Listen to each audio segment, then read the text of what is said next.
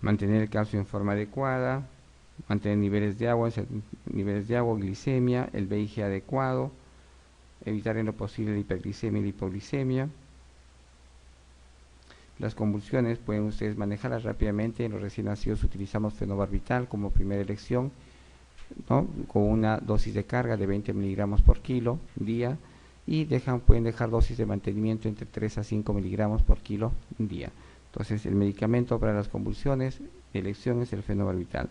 Si no existe respuesta a fenobarbital, como segunda elección puede ser fenitoína, y si no, podemos de repente usar otro tipo como el clonazepam para manejar algunas convulsiones refractarias al tratamiento. Las convulsiones pueden ser focales o multifocales. Cuando hablamos de convulsiones, hablamos que las convulsiones en los recién nacidos son bastante sutiles. Pueden ser tónicas, clónicas, mioclónicas, pueden ser focales y también pueden ser multifocales. Ocurre en el 50% de los pacientes con encefalopatía en el primer y segundo día de vida, y obviamente empeora el pronóstico en el paciente. Entonces, eso es importante.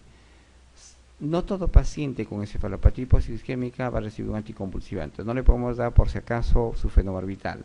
Solo el fenobarbital sigue evidencia de convulsión, ¿ya? Entonces, ustedes inician fenobarbital solo si hay evidencia. Entonces, va a haber compromiso o va a haber de alguna manera manifestación neurológica posterior con compromiso y daño neurológico.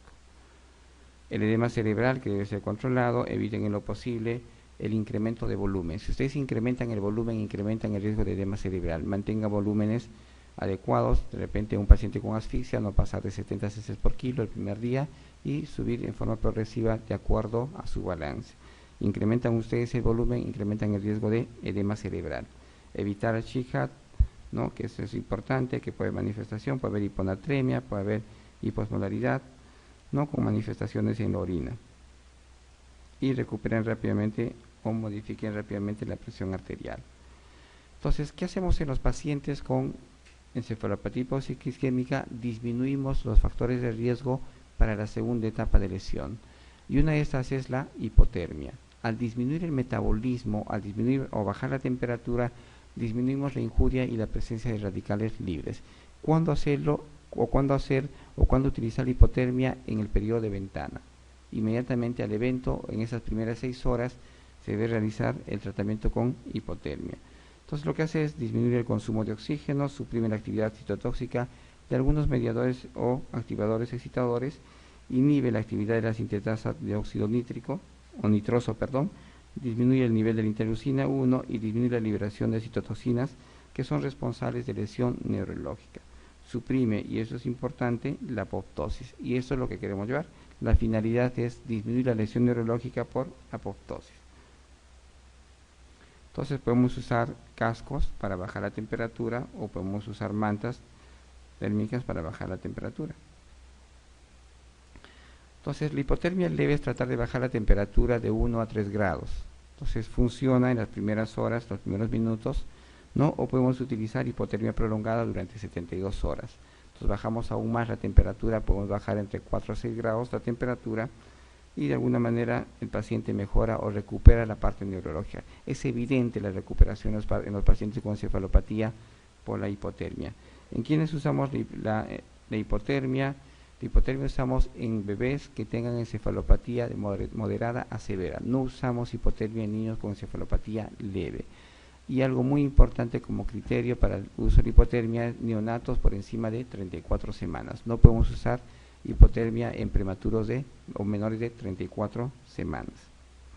Entonces la condición es encefalopatía hiposisquémica moderada a severa y recién nacidos prematuros o mayores de 34 semanas.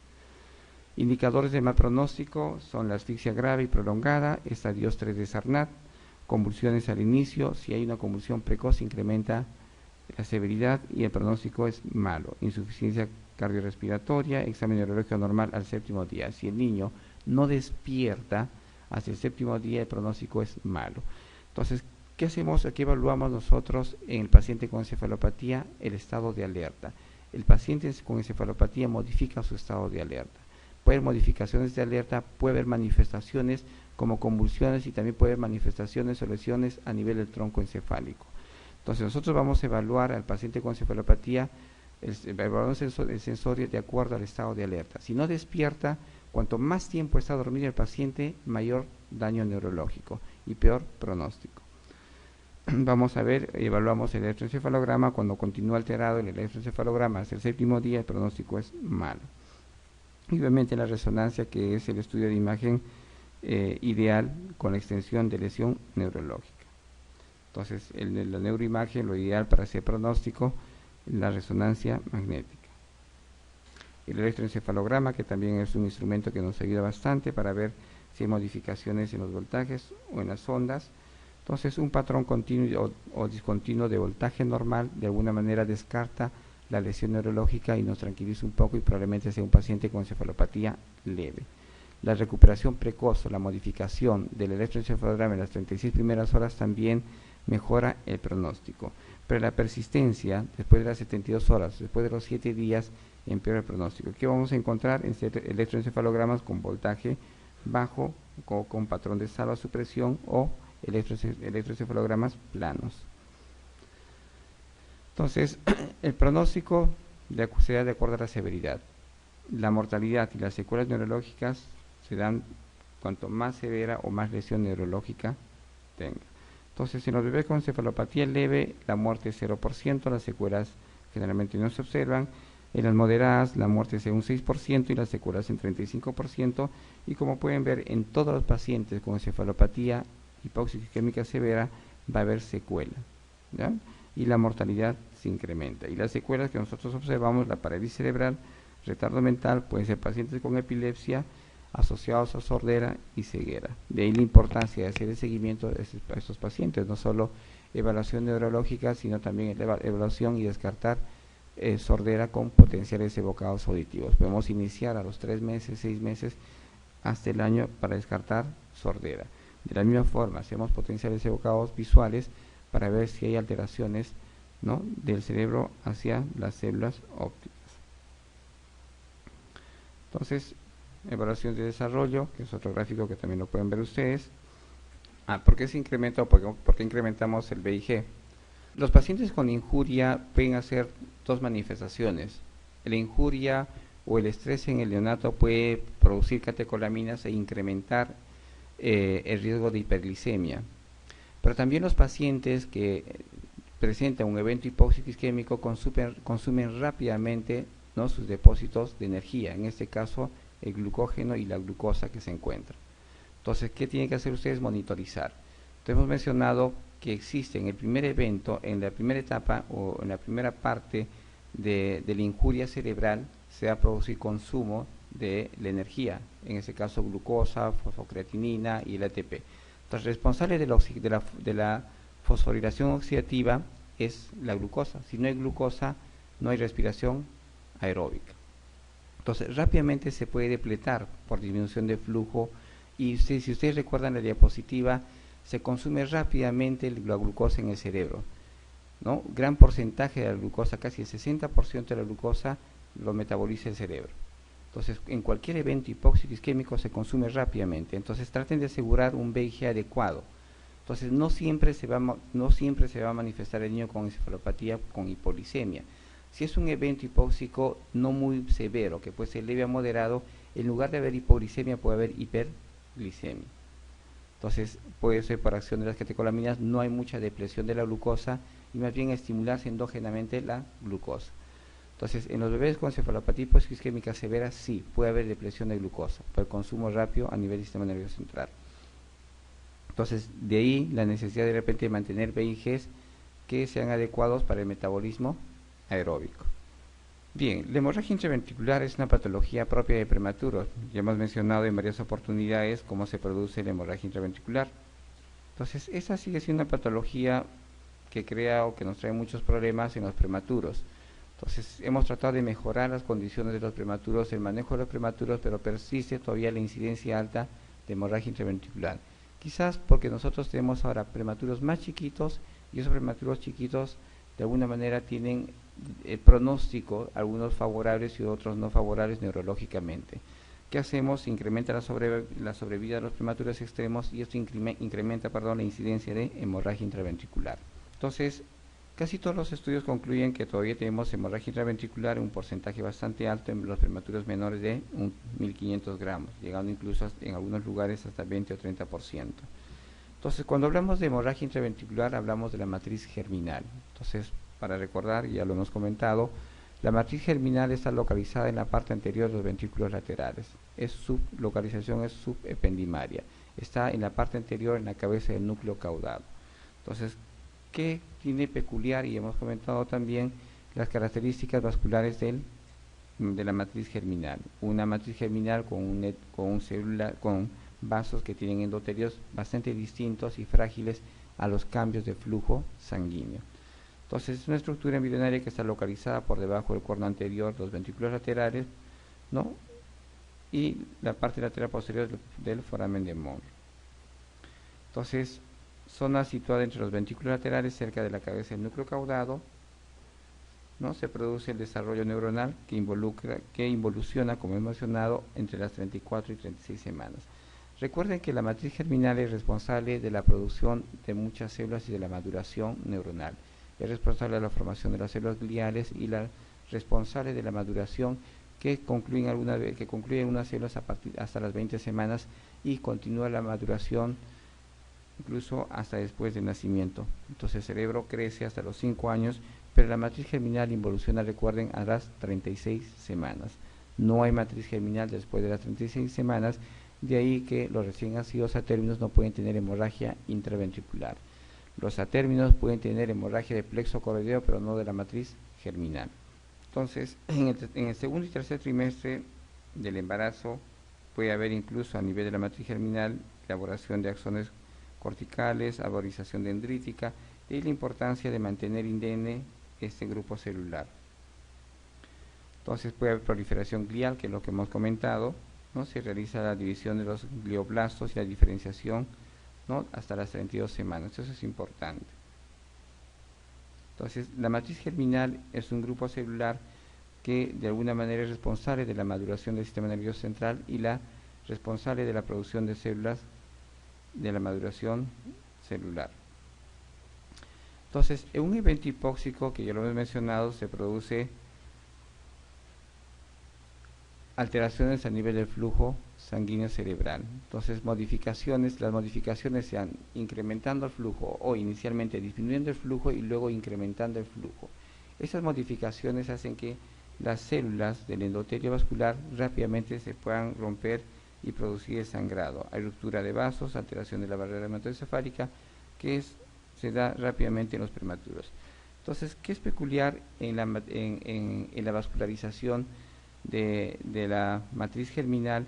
Es que son arterias o terminales arteriales que no tienen mucha anastomosis, o sea, terminan con 2 o 3 ramas y que no le permite de repente la difusión o la perfusión hacia las células a través de otras colaterales. Entonces, cuando se rompe o se lesiona una célula, rápidamente se produce sangrado. Entonces, tenemos la irrigación de la matriz germinal a través de la arteria de Heuner, que es una terminal de la arteria cerebral anterior, y también tenemos ramas de la arteria cerebral media y de la carótida interna.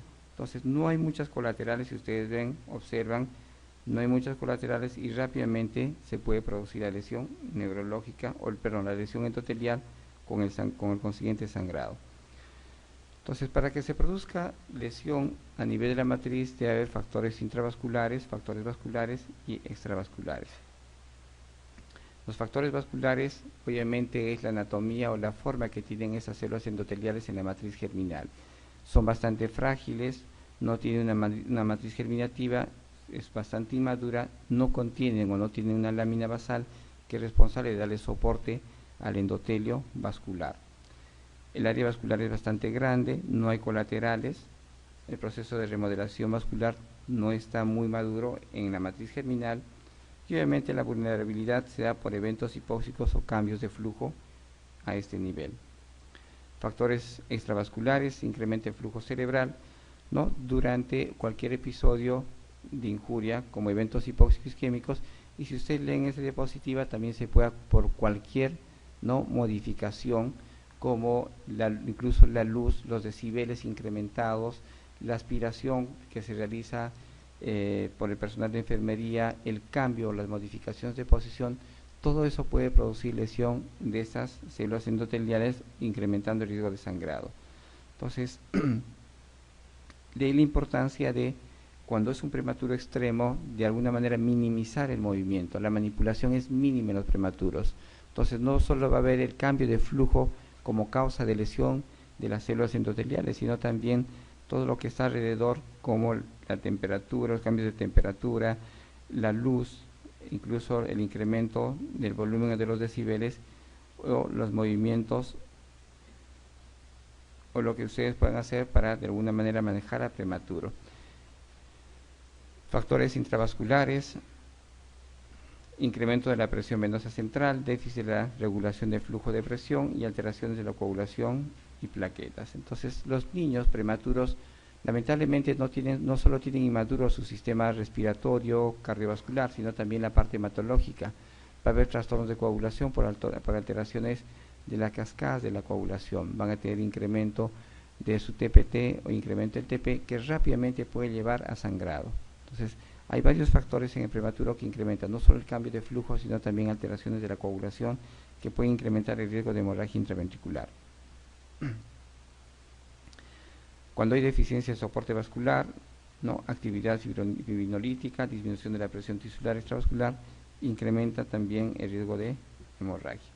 Entonces, es por eso que Papilé hizo la clasificación. Podemos hacer una clasificación por tomografía, podemos hacer una clasificación por ecografía, y la hemorragia lo clasificamos en 4 tipos. La hemorragia grado 1 es un sangrado a nivel de la matriz germinal, es subependimaria, no atraviesa el epéndimo, no sale hacia la cavidad ventricular el sangrado, entonces se mantiene a nivel, ¿no?, subependimario el sangrado. En el grado 2 puede llegar al ventrículo, no sobrepasando el 50%, y no hay dilatación del ventrículo lateral. En el grado 3 puede sobrepasar el 50%, produciendo dilatación del ventrículo. Es una clasificación de Papilé por tomografía, y Volpe también hace una clasificación con los porcentajes que estamos mencionando.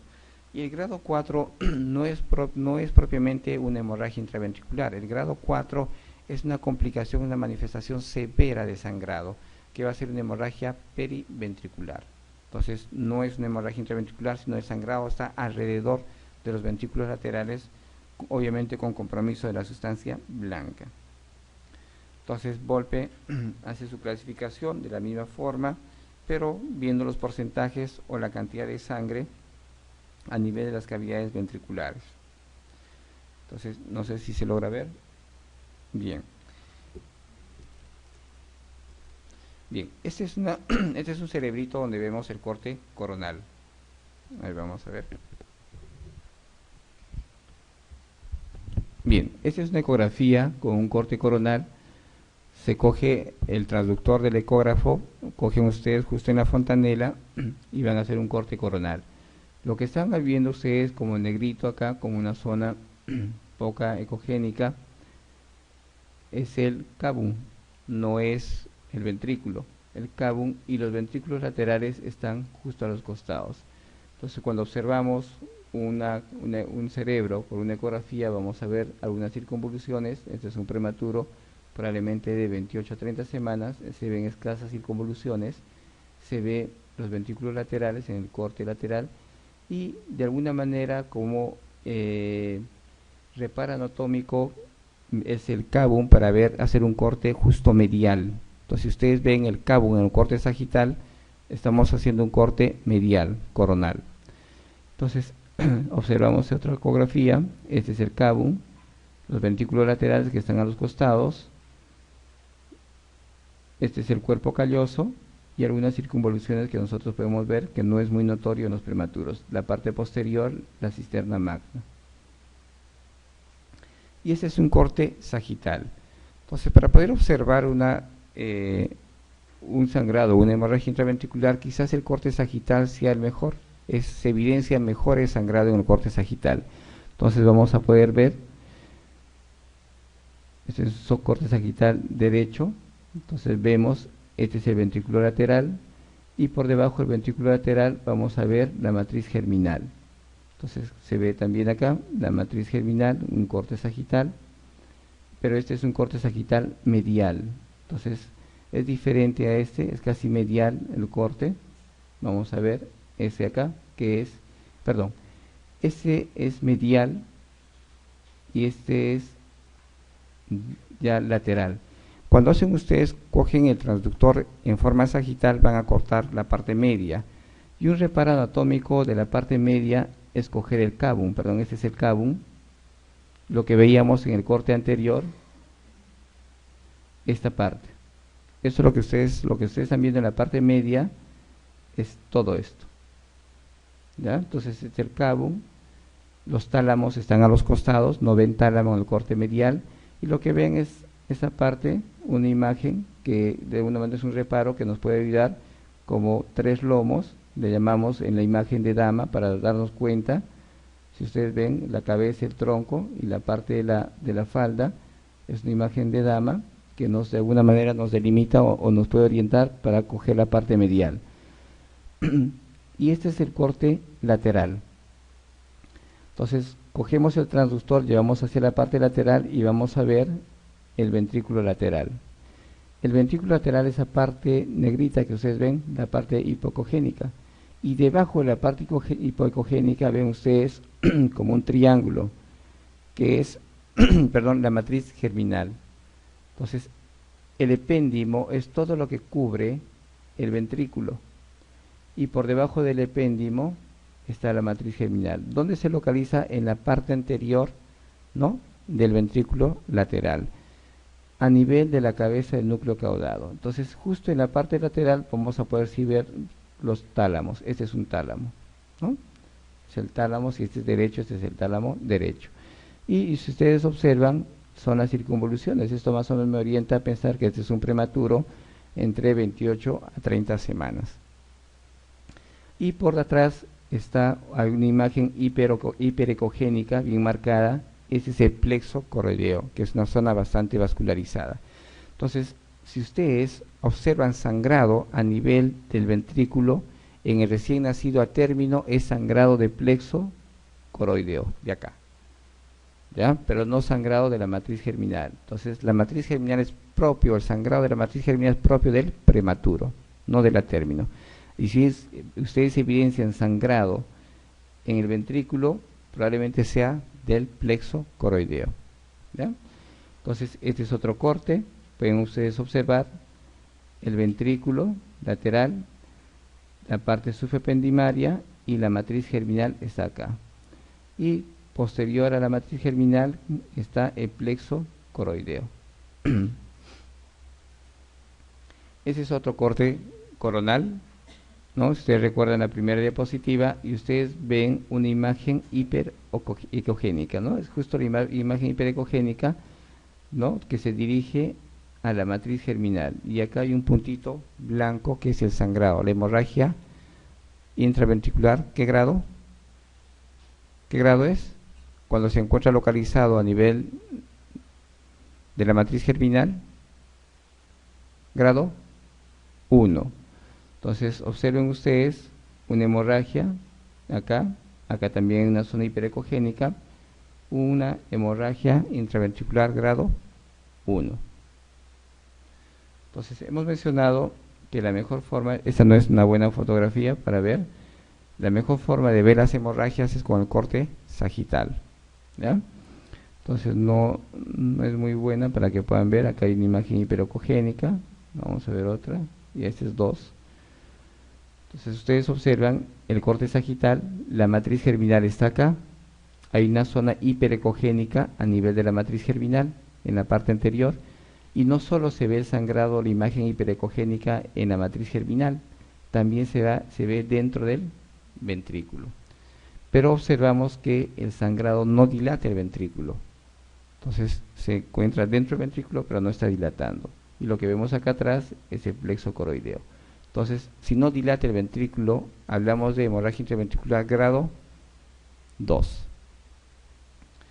Entonces, vemos un corte sagital, la parte anterior, probablemente la matriz germinal, por acá, y vemos mayor zona de hiperecogenicidad. Mi ventrículo ya está bien dilatado y probablemente abarca más del 50% de acuerdo a la clasificación de Volpe, ¿no? Esta es una hemorragia intraventricular grado 3, ¿sí?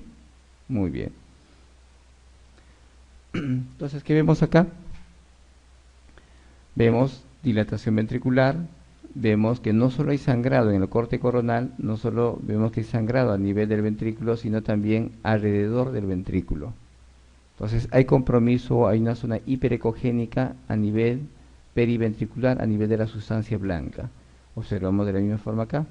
Este es un corte coronal, recuerden que este es el cabum, los ventrículos laterales, y acá hay una hemorragia que está alrededor del ventrículo. Es una hemorragia periventricular o infarto hemorrágico periventricular o grado 4. Entonces, esto es mucho más masivo. Ven ustedes en el corte sagital, ven una hemorragia que cubre casi todo, no solo el ventrículo, está cubriendo alrededor también del ventrículo. Entonces, y eso nos orienta a determinar o clasificar las hemorragias intraventriculares. Entonces, las hemorragias intraventriculares podemos hacer diagnóstico rápidamente mediante una ecografía. Es por eso que todo prematuro extremo debe realizarse la ecografía en las primeras 24 horas. Puede haber lesión y sangrado en las primeras 6 horas. De ahí la importancia de hacer una ecografía incluso en las primeras 24 horas o hasta el tercer día. En los bebés a pretérminos mayores de 30, 35, 30, 32 semanas, pueden ustedes postergar, si no hay mayor injuria, hasta la semana y repetir semanalmente hasta llegar hasta las 40 semanas una ecografía o hacer un seguimiento por una ecografía transfontanelar. Bien, se dice que la hemorragia intraventricular disminuye el riesgo de hemorragia intraventricular después del tercer día en el prematuro. Entonces, algunos consideran que después del tercer día poco probable que tenga hemorragia intraventricular. Pero si ustedes tienen un prematuro extremo de 28, 29, 30 semanas, después de la semana presenta un evento de injuria severo, un evento hipóxico, podría ser por un cuadro infeccioso severo, por compromiso hemodinámico, donde hay alteración o redistribución nuevamente de flujo, incrementa el riesgo nuevamente de hemorragia intraventricular. Entonces no solo se va a dar en la primera etapa o en los 3 primeros días del sangrado la hemorragia intraventricular. El riesgo de sangrado es hasta las 36 semanas de edad corregida, que es el momento donde termina de desaparecer o involuciona la matriz germinal.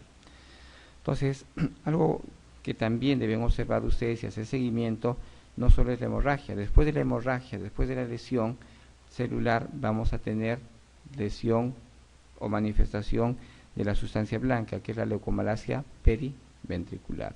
Entonces, para eso ecográficamente ustedes deben hacer seguimiento entre la primera semana o las 15 semanas o los 15 días post o posterior al evento hemorrágico para ver si hay lesión de sustancia blanca. Entonces, ¿qué vamos a hacer? Hacer ecografías y observar las zonas que están alrededor de los ventrículos.